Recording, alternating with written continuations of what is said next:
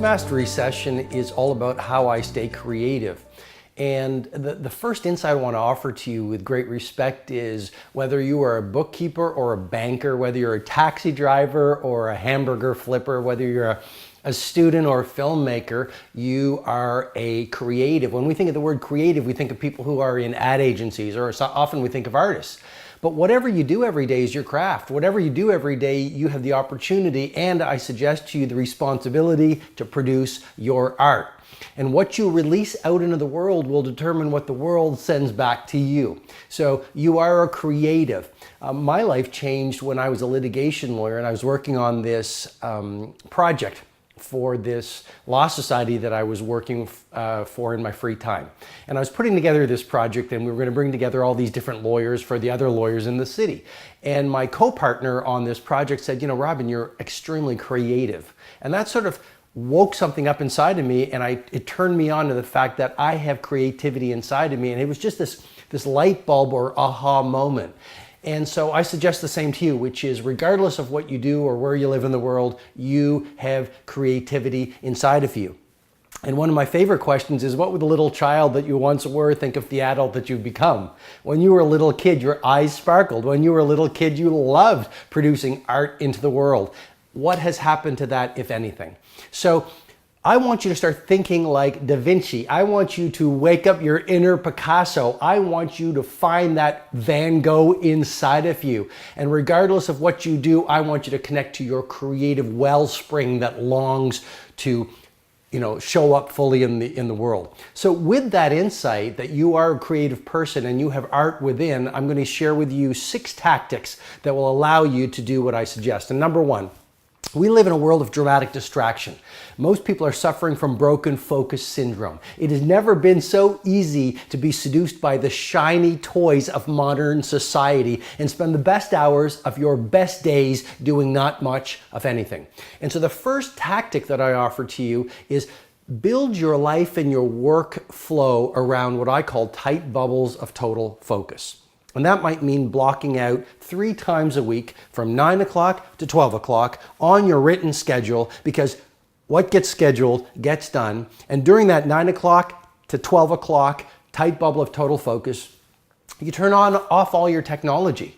I mean, when you hear those bells ring and the notifications fly, it has actually been compared neurobiologically to the sound of a scream.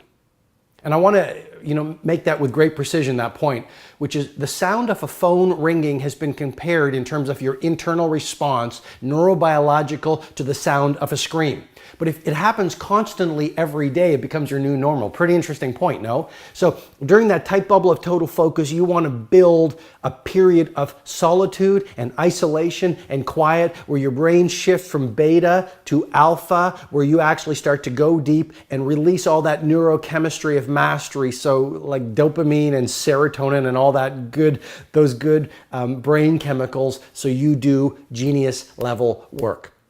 Maybe once a week, maybe it's going to be a Sunday, you also build a tight bubble of total focus, where again, 0 interruption, 0 distraction. You get to focus monomaniacally on the work that will move the needle for you in your career and within the world. Second tactic for you is the 60-10 method. People have used this method I've been teaching, and it has created game-changing results for them. Science has proven that the best way to achieve elite performance as a creative person is to work in an intense burst for 60 minutes.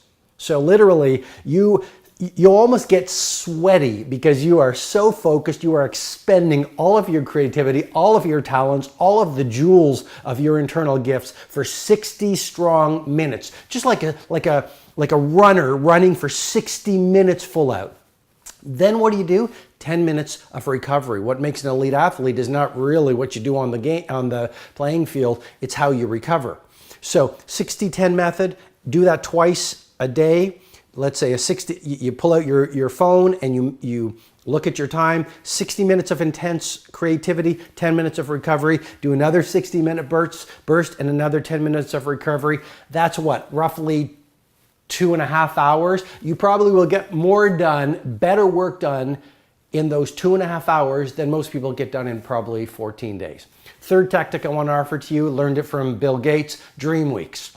What he does is from time to time, he schedules one full week. He gets away from his office, gets away from his city, and all he does is read and he thinks. You will get your biggest ideas, not in the office, away from the office, not in your usual environment, away from your environment. I invite you once every quarter, in other words, once every 3 weeks, schedule a full week to do nothing but dream, to think, to strategize, to plan, to ask yourself questions like, where do I need to be 5 years from now for this to have been the best 5-year pocket of my life? What must I do over the course of the remainder of my lifetime so I will have lived a legendary life? Dream weeks work. What else can I offer you in terms of a tactic? Well, if you look at the great artists, they were associated with great masters. Who's your great master? Do you have a mentor? Do you have a coach? Do you have someone who is playing at iconic that you associate with on a consistent basis? If not, why not? If you want to be the Picasso of your universe, of your cosmos, of your industry, of your field, you need to be associated with the absolute masters of your field. And there's a lot of science talking about mirror neurons, associations. There's a book I'm reading now called Connected. Tons of science in it. Read Connected. And in the book, here's what he says. The author says, one of the finest ways to create dramatic personal change comes down to your peer group. If you want to lose weight, are you hanging out with people who are, going to the gym every morning at 5 a.m., right? You remember my 5 a.m. club. If you want to be a game changer in your industry, are you associated with victims or average players or A players? So just really wrap your head around that. Your social orbit matters and you want to be around people who are playing at, wow, the great masters. Fifth tactic, inspiration fuels. In a future masterclass, I'm going to offer you some more inspirational fuels. But how can you inspire the world if you are de-inspired, right? And so many people, they have so much inspiration with them. They have electricity in them, but they've lost it because of the mortgage, because of the world, because of adversity, because of heartbreak, because of apathy, because of the world's fears. If you're not careful, the world's fears will become your fears. That's why you want to have that tight bubble around your mental and your internal focus. But the point I'm trying to make on tactic number 5, which is you must find, or I invite you to find, fuels that will lift your inspiration so that you can inspire the rest of us. What am I talking about here? Well, for me, I love being in art galleries. I will schedule, I travel a lot, so if I'm in Prague or if I'm in Bogota or if I'm in Tokyo or wherever I am in the world, I will schedule some time to go to an art gallery. And that's where I just get inspired. You almost cannot help but not be inspired when you're around interesting or great work. So that's a great inspirational fuel. What else? Nature. Do your nature walk 3 times a week. Get out into the forest. Breathe the air. Be surrounded by the lushness of life's beauty, and you'll get amazing ideas. Some other inspirational fuels. Gorgeous conversations. I was flying from over to Bucharest for a public event on Leading Without a Title, and I met a fascinating person who works in pharma. And we had an amazing conversation that still stays with me. One of the things he shared with me was, I asked him this question. I said, who was the leader that has most influenced you? And he started talking about this gentleman that he had worked with previously. And he said, he was one of those people that you get to meet 2 or 3 times in a lifetime. And to me, that's now my new gold standard.